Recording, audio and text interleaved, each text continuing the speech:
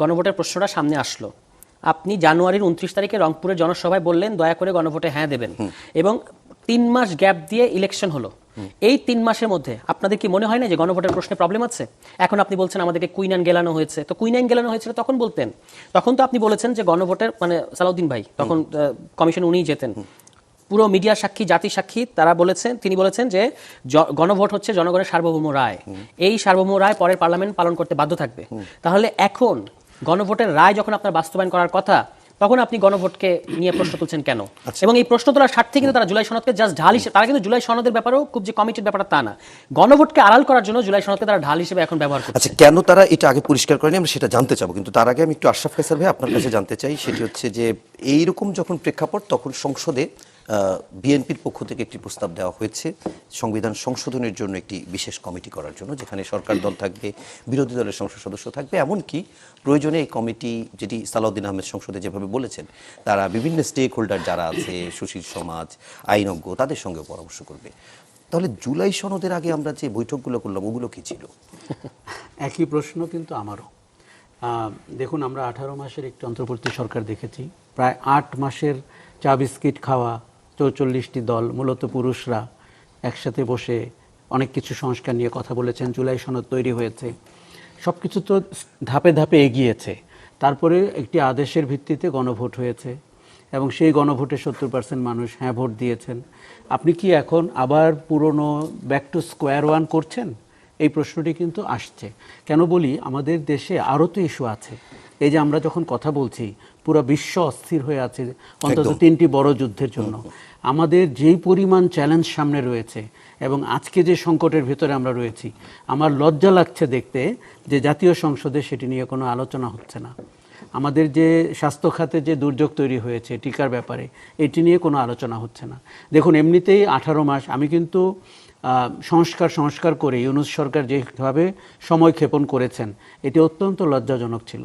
আপনি পাশের দেশ নেপালকে দেখেন, শ্রীলঙ্কাকে দেখেন, তারা সাধ্যমতো চেষ্টা করেছে দেশটিকে ট্র্যাকে তুলতে যতটুকু করতে হয়। এখন আমরা শব্দগত বিতর্কে আছি, পরিভাষাগত বিতর্কে আছি। এখন আপনি যদি সংশোধন করেন, তার মানে হচ্ছে সংবিধানের আপনি মূল কাঠামোর কোনো পরিবর্তন করতে পারছেন না। তাহলে নিম্নকক্ষ উচ্চ কক্ষ কি করে হবে? মূল কাঠামোর পরিবর্তন তো সেটি কি করে করবেন? তার জন্য আপনি আলাদা আরেকটি কমিটি করবেন।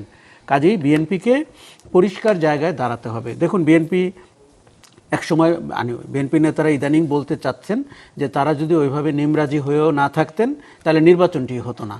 তারা চেয়েছেন নির্বাচনটি হয়ে যাক, নির্বাচন হওয়ার পরে আমরা মুখ খুলব কোথায় কোথায় আমাদের আপত্তি আছে। একটা তো আছে নোট অফ ডিসেন্টে, আরেকটা হচ্ছে প্রক্রিয়াগত সমস্যা। তারা বলছেন যে তাদেরকে এই আদেশ হচ্ছে প্রতারণার দলিল। এখন আমাদের জনগণের দৃষ্টিভঙ্গি থেকে এটি সাংঘাতিক দুঃসহ হয়ে গেছে।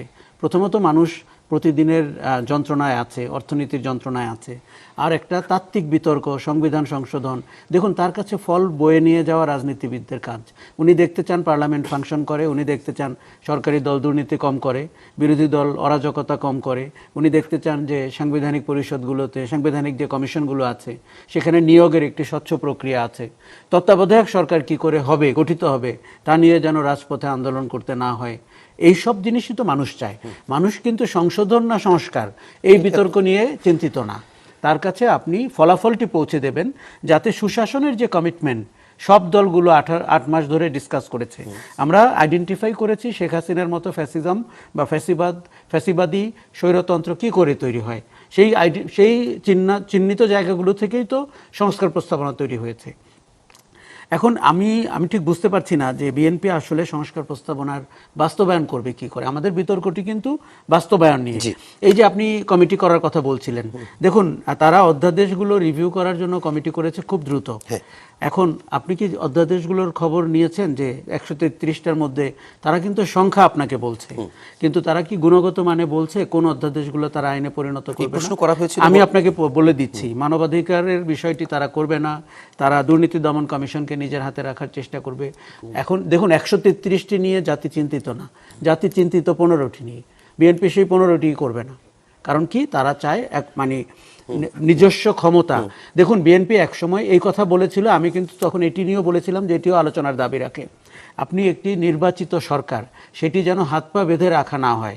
বিএনপি তখন আশঙ্কা প্রকাশ করেছিল যে নির্বাচিত দুর্বল সরকার হয়ে যাবে, মানে যেভাবে সংস্কার প্রস্তাবনা এগিয়েছে। আমাদের ওই ব্যালেন্সটাও স্ট্রাইক করতে হবে যে সরকারটি যেন যথেষ্ট কার্যকর হয়, কিন্তু আমরা যেই জায়গায় সংস্কারের আলোচনা 8-9 মাস ধরে করেছি তাতে সরকারটি কিন্তু দুর্বল হবে না, বরং সরকারটির সুশাসনের সুযোগ তৈরি হবে। সরকারটি যেই খাদে পড়ে 5 বছর পর পর, সেই খাদ থেকে নিজেকে স্বয়ংক্রিয়ভাবে তুলে রাখার একটি প্রক্রিয়া দাঁড়াবে।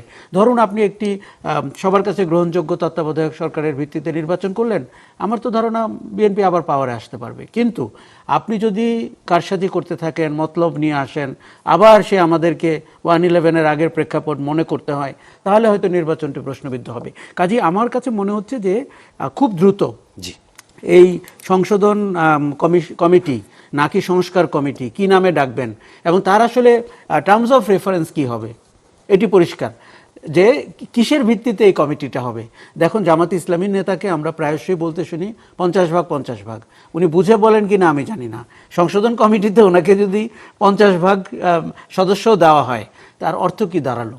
তার মানে হচ্ছে যে আমরা রেজাল্টটা দেখতে চাই, ফলাফলটি দেখতে চাই, যে আমার সংস্কারের 10টি যে মূল পয়েন্ট সেটি বাস্তবায়ন হবে কি করে। এখন আপনার গণভোট কিন্তু সর্বসম্মত একটি বিষয় হিসাবেই আমাদের সামনে এসেছিল, এবং দেখুন বিএনপি, জামাত, এনসিপি সবাই কিন্তু বলেছে হ্যাঁ ভোট দিন, অন্তর্বর্তী সরকারটি বলেছে হ্যাঁ ভোট দিন। তাহলে আমাদের এই যে পুরো প্রক্রিয়াটি সেটি কি জলে গেল? আমরা কি আবার নতুন করে, আর একটি সরকার যখন নির্বাচিত হয়ে ক্ষমতায় যায় তার সাথে সহাবস্থান করে সংস্কার করা এটি দুরূহতম কাজ। আমার মনে হয় বিএনপিকে অনেক ভিশনারি হতে হবে, ফ্লেক্সিবল হতে হবে, একটু দূরদৃষ্টি সম্পন্নও হতে হবে। ওকে, আমরা একটু বিএনপির প্রতিনিধি যিনি আছেন তার কাছ থেকে জানতে চাই। বাবুল ভাই, অনেকগুলো কথা তো আপনি শুনলেন, সাথে এতটুকু বলতে চাই, একটু আগে অনুষ্ঠান শুরুর আগে আমরা কথা বলছিলাম যে প্রতি মিনিট কথা বলতেই সংসদে অনেক টাকা খরচ হয়। তো আমরা এই জুলাই সনদ বাস্তবায়নের প্রক্রিয়াটি গণভোটে হবে নাকি আলাদা কমিটি করে হবে, এগুলো নিয়ে কথা বলতে যে গতকাল সালাউদ্দিন আহমেদ 30 মিনিটের একটি বক্তব্য দিয়েছে সংসদে মুলতবি প্রস্তাবের উপরে। বক্তব্যের একটি অংশে এরকমও আছে যে আমাদেরকে সংস্কার বিরোধী হিসেবে জাতির সামনে উপস্থাপন করা হচ্ছে, যেখানে বিএনপি বলছে জুলাই সনদ অক্ষরে অক্ষরে পালন করবে, সবই করবে, 2/3 মেজরিটি বিএনপির আছে। তাহলে বিএনপি বলও তো বিএনপির কোর্টে দ্রুত, যেভাবে দ্রুত সুন্দরভাবে সব প্রক্রিয়া হয় বা যেভাবেই হোক না কেন বিএনপি যেভাবে চাবে সেভাবেই তো হবে। তাহলে এই বিতর্কগুলো কি বিএনপি এড়াইতে পারে কিনা? না, বিএনপি যেভাবে চাবে সেভাবে হয়নি। হ্যাঁ, প্রথমে বলিনি, তারা দুজন খুব চমৎকার করে বলেছে, অত্যন্ত মানে বিদগ্ধ আলোচক। আমি অত সুন্দর করে বলতে পারবো না, তবে একটা কথা বলি, যেমন আমার তুষারকে একটু সংশোধন করে দিই, সারার তুষার, স্পষ্ট যে বিএনপির 31 দফার প্রথম দফা হলো সংবিধান সংস্কার। এটা ভুল, অসত্য বা ভুল পরিষ্কার। প্রথম হলো প্রতিহিংসা প্রতিশোধমূলক রাজনীতির বিপরীতে ঐক্য, সংহতি বা সম্প্রীতিমূলক রাষ্ট্র প্রতিষ্ঠা করা হবে। সংশোধন করে দিলাম তাকে, এটা একটা। আমি বের করে দেখাই, ওকে মেনে নিতে অসুবিধা কি? হ্যাঁ, ভুল তথ্য দেওয়ার চাইতে বা অসত্য তথ্য দেওয়ার চাইতে। আচ্ছা, আরেকটা হলো এই যে প্রতারণা করা হয়েছে শব্দটা, বিএনপি প্রতারণা করছে। প্রতারণা বিএনপির সাথে প্রথম করা হয়েছে। কিভাবে করা হলো? সমস্ত জাতিকে সাক্ষী রেখে 3 মাস না কত 4 মাস আমরা আলোচনা করলাম, অনেক ডিবেট করলাম, অনেক আলোচনা করলাম, সমস্ত জাতি দেখলো, সেখানে ঐক্যমত হলো। কিন্তু সবাই ঐক্যমত হলো। কিভাবে হলো? যে ঠিক আছে, তারাই পথ বের করলো যে যেসব বিষয়ে দ্বিমত থাকবে বা ভিন্ন মত থাকবে সেখানে তারা নোট অফ ডিসেন্ট দিবে। এই নোট অফ ডিসেন্ট বিএনপি একা দেয় নাই, জামাত ইসলাম তারাও দিয়েছে, 15টা দিয়েছে জামাত ইসলাম।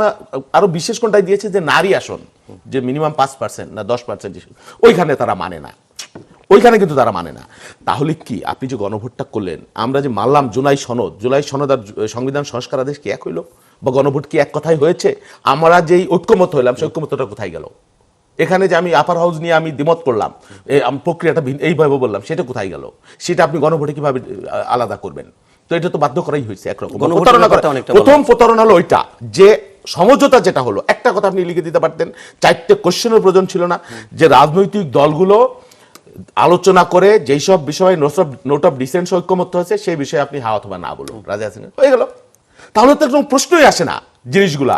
প্রত্যেকের নোট অফ ডিসেন্টকে অনার করা হলো এবং টোটাল 4টে প্রশ্নের বিষয় না। আচ্ছা 4টে প্রশ্ন যে আপনি টোটাল প্রক্রিয়াটা ধুমরা জ্বালার গুজামিল করা হয়েছে। কিন্তু আমি বলি টোটাল নির্বাচন গণভোটের বিষয়টা 4টে প্রশ্নে আপনি কিভাবে উত্তর দিবেন? আপনি একটা প্রশ্ন যদি আপনার দ্বিমত থাকে আপনি লিখতে পারবেন যে 3টার সাথে একমত, একটার সাথে আমি দ্বিমত। Is it possible? এই প্রশ্নের উত্তর দেওয়ার পরে আসছে না না না না, এই যে উনি বলেছে কিছুটা। এখন গণভোটের বিপক্ষে যদি আসিফ মাহমুদও কিন্তু বলছে যে ডিপ স্টেট নানান ধরনের নির্বাচন বানচাল, নির্বাচন না হওয়া 25 সাল পর্যন্ত তারা তাদের বক্তব্য বিবৃতি, এই যে এই ধরনের এই নির্বাচনটা তো হয়ে গেছে চেরোতা খাওয়ানোর মতো। এই নির্বাচন তো হয় না। হ্যাঁ, তো যাই হোক, আমার কথা সেটা না। এখন তা বলেন যে ঠিক আছে তারপরে গণভোট মানুষ, এই যে আমরা তো যে অবস্থান নিয়েছি এটা বিএনপি নতুন অবস্থান না। BNP 30 on charter, BNP July সনদ আর সংবিধান সংস্কার আদেশ এক বিষয়, এর মধ্যে ব্যত্যয় আছে, প্রচুর ব্যত্যয় আছে। তাহলে আপনি ব্যত্যয়টা আপনাকে কেন আপনি আমাকে বাধ্য করছেন? এবং কথাও ছিল জুলাই চার্টার নিয়ে যখন আলোচনা হয় যে এই যে নোট অফ ডিসেন্টের ব্যাপারে কি হবে, তখন তারাই সিদ্ধান্ত নিয়েছে যারা ম্যান্ডেট পাবে তারা সেটা তাদের মতো করে বিবেচনা করবে নোট অফ ডিসেন্টের জায়গাগুলা। তাহলে আপনি সেটা কোথায় রাখলেন? আপনি রাখলেন না তো। আমি বলছি আমার জুলাই সনদ, যেটা আমার কন্ট্রাক্ট, যেটা আমার এগ্রিমেন্ট সবার সাথে, জাতির সাথে, আপনার সাথে। আপনি তো সংস্কার আদেশ আমার এগ্রিমেন্ট না। তাহলে আপনি কেন সেটা আমাকে প্রতারণা বলছেন, অসত্য বলছেন, মিথ্যা বলছেন? এই জায়গাটাই হলো প্রশ্ন। আমরা জুলাই সনদের বিষয়ে একমত। আরেকটা বিষয় আশরাফ কায়সার ভাই যেটা বলছি, এটা নিয়ে ডিবেট হচ্ছে, আলোচনা হচ্ছে, হতেই পারে, অবশ্যই গুরুত্বপূর্ণ বিষয় এবং সংবিধান পরিবর্তনও হবে। এখন আপনি সংস্কার পরিষদের মাধ্যমে করবেন, এর মাধ্যমে তো পথ থাকতে পারে। ধরেন আমি তখন একটা জায়গায় ছিলাম, এখন আমি আরেকটা জায়গায় চলে আসছি, এখন আমার একটা সার্বভৌম সভরেন পার্লামেন্ট তৈরি হয়েছে। এখন তখন কিছু সংবিধান মেনেছি, কিছু মানি নেই, প্রচুর গোজামিল ছিল, সব ছিল। হ্যাঁ, একটা বিশেষ কারণ, বিশেষ প্রেক্ষাপট। এখন সংসদীয় বাস্তবায়ন, এখন তো স্টেবল সমস্ত জাতি একটা ম্যান্ডেট দিয়েছে, একটা পার্লামেন্ট তৈরি করেছে, এখানে আপনি আছেন, আমিও আছি। তা আমরা আলোচনা করে এমন কি সমস্যা আছে যে সমাধান করতে পারবো না? Why not? কেন এই পথেই হতে হবে? হোয়াই? আপনি বলছেন যে এটা বাতিল হয়ে যেতে পারে যে কোনো সময়, ওই সংখ্যা তো সেটা বাতিল যাতে না হয়, পার্লামেন্টে তো তার একটা পথ তৈরি করতে পারে, একটা সাংবিধানিক যে কমিটি হইতে পারে, সেই কমিটি, সেই আলোচনাটা আপনারা কেন গ্রহণ করছেন আমি জানি না। আচ্ছা যাই হোক, সেটা না করলেন। আমার কথা হলো কি, একটা যুদ্ধ পরিস্থিতি যদি হয় দেশে, একটা দুর্যোগ যদি হয় দেশে, আপনি কি তখন ওই বাজারে যাওয়ার জন্য বেড়াইতে যাবেন কক্সবাজারে পরিবার নিয়ে, আগের প্রোগ্রাম ছিল বিলে, নাকি আপনি দুর্যোগ আগে সামাল দিবেন, ঘরের আগুন নিভাবেন? হ্যাঁ, আপনি আছেন হাই হোসেন, হাই হোসেন, আমার সংবিধান সংস্কার আদেশ কোথায় গেল, কোথায় গেল, পৃথিবী কোথায় চলে গেছে, বাংলাদেশ কোথায় চলে আসে, এমন করতেছেন। আপনি কেন ফ্যামিলি কার্ড দিতেছেন এটা না করে? আপনি কেন কৃষক কার্ড দিতেছেন এটা করে? কেন জনগণকে আপনি রিলিফ দিতেছেন এটা করে? হোয়াট ইজ এটা কোনো গণবান্ধব? আপনি 1 মাস জানে একটা পার্লামেন্ট, 5 দিন আজকে গেলাম পার্লামেন্টে, অনলি 5 ডেজ, দিনের পর দিন, মাসের পর মাস, বছরের পর বছর পড়ে আছে। আপনি যুদ্ধ করবেন, বিতর্ক করবেন, সব করবেন, সংবিধান সংস্কার বাস্তবায়ন করবেন, আপনি জনগণের কথা জানা বলছেন, আপনি সংবিধান সংস্কার আদেশ, এটা আপনার একটা বিশেষ অ্যাসাইনমেন্ট হয়ে গেছে। ওকে, 5 দিনের পার্লামেন্ট, হোয়াট ইজ দিস? বলবে আমরা এটা নিয়ে আলোচনা করব, তার আগে একটা বিরতি নিয়ে আসি। দর্শক, ইস্পাহানি মির্জাপুর চা মুক্ত বাকে পর্যায়ে নিচ্ছে একটি বিরতি, সঙ্গেই থাকুন, ফিরছি একটু পরেই।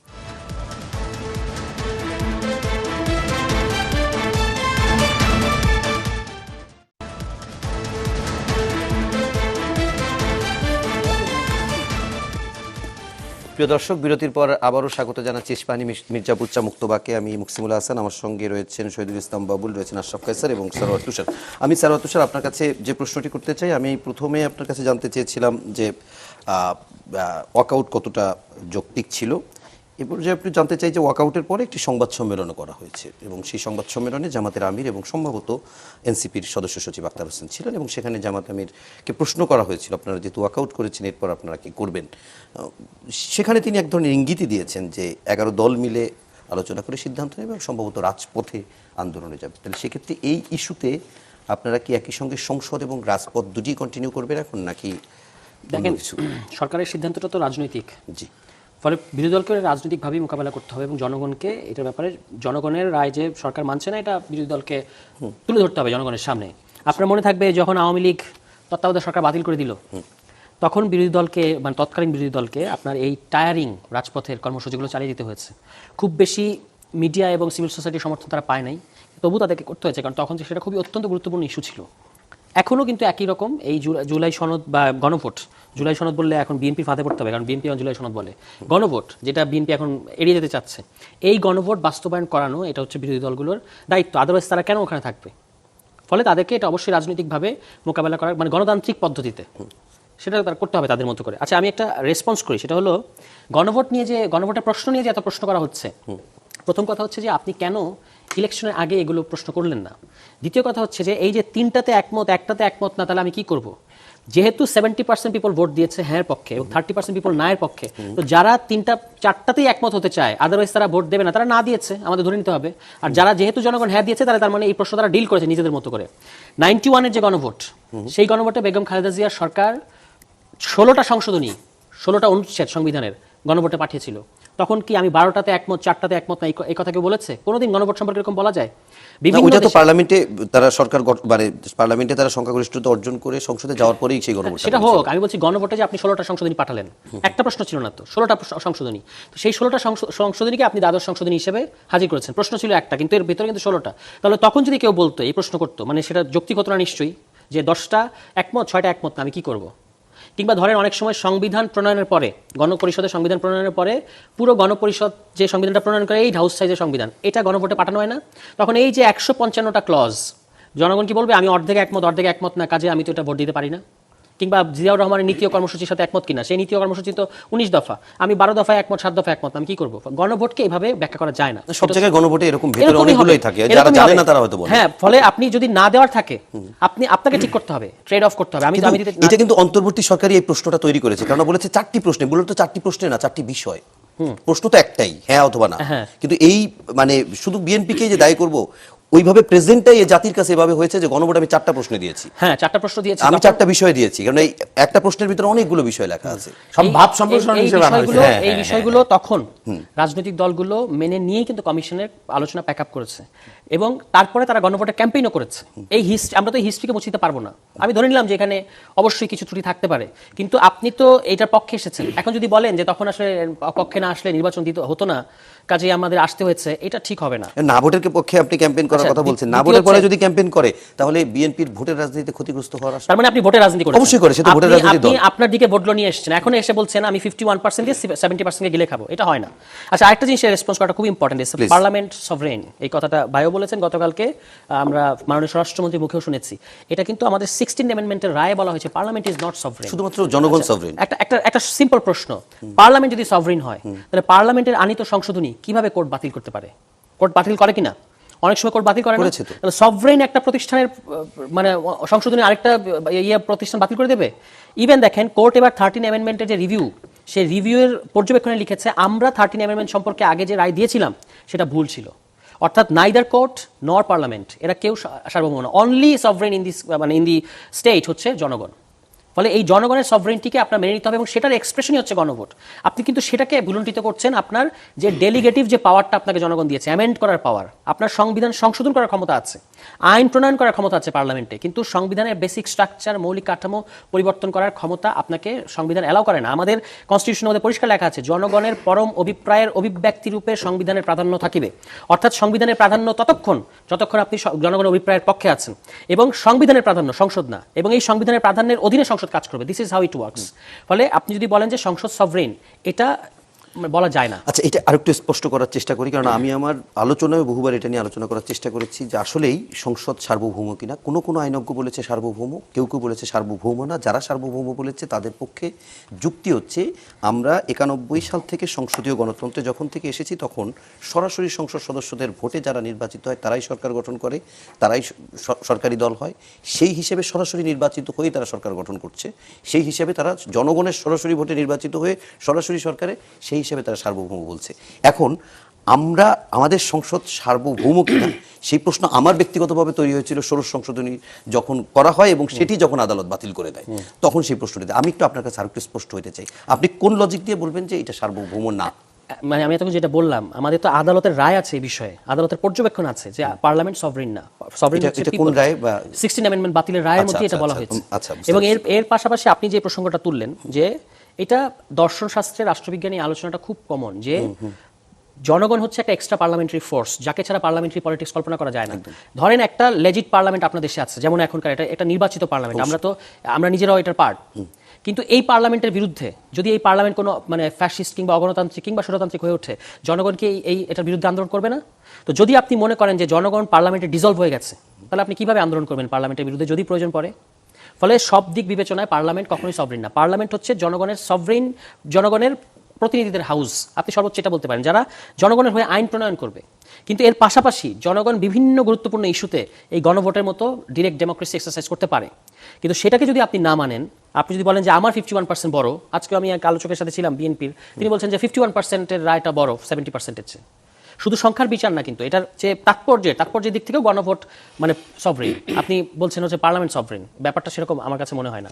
ওকে, আমি একটু আশরাফ কায়সার ভাই, আপনিও রাষ্ট্রবিজ্ঞানের পড়ালেখা করা মানুষ, সেই সাথে রাজনীতি বিশ্লেষক, এই আলোচনা যদি আপনি আকবারায় করেন আমি করতে পারেন, কিন্তু আমি যে প্রশ্নটা আপনাকে করতে চাই সেটা হচ্ছে একটি আলোচনা কিন্তু সারওয়ার তুষারা একভাবে বলছে যে এই যে প্রশ্নটা আমি একটু আগে বলছিলাম যে এই গণভোট জুলাই সনদ ক্ষেত্রে কিংবা গণভোটে হানা বলার ক্ষেত্রে কিংবা গতকালকে আমি সালাউদ্দিন আহমেদের বক্তব্যের ক্ষেত্রে কথাই যদি বলি, ওনার ভাষ্যে এটা হচ্ছে অন্তর্বর্তী সরকারের অন্তহীন প্রতারণার দলিল, সেই ভাষ্যও যদি বলি, এই প্রশ্নগুলো কি নির্বাচনের আগে আরো বড় করে যদি আসতো সেটি কি ভোটের রাজনীতিতে আসলে বিএনপির জন্য খুব নেতিবাচক হইল? কারণ এখন কেন এত স্পষ্ট হচ্ছে? দেখুন, নির্বাচনের আগে রাজনৈতিক দলগুলো সুবিধাবাদী অবস্থান নিয়েছে। তারা চেয়েছে যেভাবেই হোক নির্বাচনটি হয়ে যাক, এবং নির্বাচনের পরে আমরা দেখব কে কত আসন পাই, সরকার গঠন করতে পারি কিনা, তারপরে আমাদের যা বক্তব্য। বিএনপির বর্তমান আচরণে অনেকটা সেরকমই মনে হচ্ছে। গণভোটের প্রক্রিয়া এবং গণভোটের যে বিষয়গুলোর অবতারণা করা হয়েছিল সেটি কিন্তু ত্রুটিপূর্ণ ছিল, এবং এই প্রশ্ন তখনও উঠেছিল যে আমরা এই 4টিতে 3টিতে হ্যাঁ করলাম, 1টিতে না করলাম, আমি কোথায় টিক দিব। এটি প্রক্রিয়াগত ত্রুটি। কিন্তু যদি আপনি এভাবে বলতেন যে জুলাই সনদে ঐক্যমত্য এবং নোট অফ ডিসেন্টের উপরে আপনি হ্যাঁ কিংবা না বলুন, তাহলে কিন্তু জিনিসটি ক্লিয়ার হয়ে যেত। অন্তর্বর্তী সরকার সেটিকে ভাঙতে গিয়ে, বিষয়ের অবতারণা করতে গিয়ে, তাদের পক্ষে যুক্তি ছিল তারা মানুষকে বুঝিয়ে বলবেন কেন হ্যাঁ অথবা কেন না, কিন্তু সেটি করতে গিয়ে যেটি হয়েছে, বিষয়ের অবতারণাটি পূর্ণাঙ্গ হয়নি। বিষয়ের অবতারণার মধ্যে অনেক প্রশ্ন আছে। অতীতের গণভোটগুলো নিয়েও কিন্তু আপনি একই প্রশ্ন করতে পারেন। দেখুন, এটি নিয়ে তখন কিন্তু যথেষ্ট সময় ছিল বিতর্ক করার, মতামত দেওয়ার, এমনকি বলার যে এটির ভিত্তিতে গণভোট হলে এই ফলাফলকে আমরা কিভাবে নিব। এটি আমাদের সততার রাজনীতির পরিচয়ক হতো, সেটি হয়নি। সেই সময় বিএনপি যদি বলতো যে আমি গণভোটে মনে করি ত্রুটিপূর্ণ এবং এটি প্রক্রিয়া ঠিক নেই, প্রশ্ন ঠিক নেই, বিষয় ঠিক নেই, কাজেই এই রায়কে আমরা যদি বিজয়ী হতে পারি আমরা পুনর্মূল্যায়ন করব, এই কথা কিন্তু তখন বলা হয়নি। এখন আপনি সংসদ গঠিত হয়ে গেছে, সদস্য হিসেবে আপনি শপথ নিয়েছেন, আমাদেরকে তো সামনের দিকে আগাতে হবে। দেখুন, আমি বারবার যেটি বলছি, রাজনৈতিক বিতর্ক আপনি করতেই পারেন এবং পার্লামেন্টে ঘন্টা মিনিট হিসাবে যতই খরচ হোক সেটিও চলবে, কিন্তু আমরা তো সামনের দিকে আগাবো। আমাদের যে 1400 মানুষ জীবন হারালো আর 27,000 মানুষ পঙ্গু হলো, তারা কি পেল? আমরা তো কেউ কেউ এমপি হলাম, মন্ত্রী হলাম, স্বরাষ্ট্রমন্ত্রী হলাম। কাজেই তাকে আপনি আপনার এই আন্দোলন সংগ্রাম বা জুলাইয়ের যে অভ্যুত্থান, তার ফসল পৌঁছে দিবেন কি করে? এইভাবে